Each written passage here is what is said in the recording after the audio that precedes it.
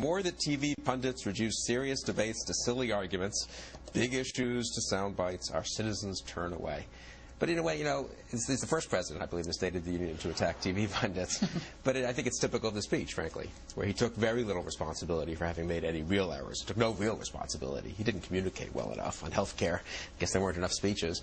And instead, he attacked the Supreme Court. He attacked TV pundits. He said we have to have gays in the military.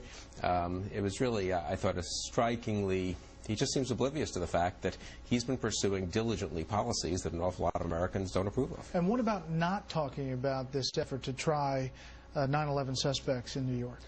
I think he knows it's not going to happen, honestly. I mean, he foolishly 2 months ago, and again, another reckless thing, they hadn't thought it through or was driven by ideology. Oh, great, let's have a civilian trial of KSM in New York. Not thinking through the legal implications, the national security implications, and then, of course, the immediate making of the Christmas Day bomber a criminal suspect and treating him as a criminal suspect instead of as an enemy combatant, another thing that wasn't thought through. No facing up to that. He would be much better. I'm not a great friend of his, but I really can give, if I can give one piece of advice, if he's watching a TV pundit here for a minute, he should admit your mistakes and then put them behind you. The voters will forgive you. They've done that for president after president. So you know what? I made some mistakes in my first year. We're not going to have a civilian trial for KSM in New York. I'm going to let health care sit on a back burner and move on to other issues. And the voters would have there'd be a few days where the media say, oh, look, he made mistakes. And then you know what? There'd be a new debate. As it is, all these things are hanging out over him. Is he going to close Gitmo? What about the KSM trial in New York? What about health care? All these things that most Americans are against him on are still sitting out there as issues. Juan, we talked about the trials and how some Democrats are pulling back from these plans. Dianne Feinstein is the latest. She's reacted to New York City Mayor Michael Bloomberg. She said this: he has a good point that the trial shouldn't be in New York City, and the administration should listen to that point. KSM does not have to be tried in New York City. If there's any evidence that this will either make New York City a target or present unusual expenses, then the mayor, and I've been a mayor, should be listened to. She was the mayor of San Francisco. Juan, do you sense the tide turning on this issue? Or is it gone? Well, is it out? I think the tide has drenched us all. Kirsten Gillibrand, the senator from New York, has also now joined this chorus.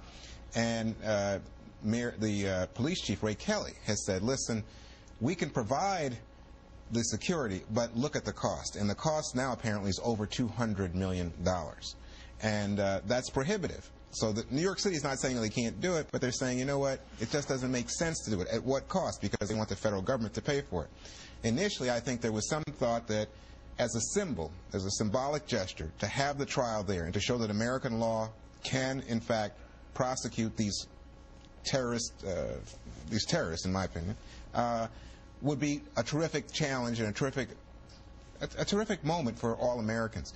But what has turned out is that the execution of this has just become overwhelming, and I think that's why you see Democrats like Gillibrand, like Feinstein, saying, you know what, not good. Just doesn't work as a practical matter. Well, should the president take Bill's advice and get out ahead before Congress pulls the money from these trials and say, you know what, we're not going to try them in New York? Well, at the moment, when I asked about this today, the response that I got from people was, you know what, we're down the road on this. Remember that the charges have been withdrawn in terms of the military charges. They've yet to file the civilian charges, but that's the direction they're going in. Yeah, and well, let's just point that out. No 9/11 suspects are facing charges because the military charges have been dropped. Withdrawn. Right. So the question now is exactly how soon can you get these people in court? And are you satisfied if, in fact, it becomes an interminable delay and you get to the point where you're 10 years after 9/11 and nobody's been tried? The president's not going to admit error. He never does. He does in the abstract, but he'll never admit he actually makes a human error on anything. So he won't on this, but he knows what's going to happen, which is the Congress will rebel on this and it will pull the funding, get him off the hook, and the issue will end up behind him, even though he doesn't do it himself. But what is remarkable is he gives a State of the Union address a month after an attack that could have been utterly catastrophic. And after a year, and we've had 3 attacks, the Arkansas murder, the Fort Hood massacre, and then, of course, the attack on the airliner. And he has almost practically nothing in the State of the Union on terrorism. In fact, because his 2 decisions, the KSM trial in Manhattan and the granting of Miranda rights to the guy who tried to blow up the airplane, are indefensible. But what he did do is he pretended that the only argument against him on these issues is that he's unpatriotic. He said all of us love our country. Well, that's not at issue. We all love our country, but there are ways in which you can defend it intelligently, and there are ways of acting which are idiotic, as his administration did in the case of allowing the bomber and the Christmas Day attack Miranda rights, and as a result we are receiving almost no information from someone who knows about active Al-Qaeda cells in Yemen.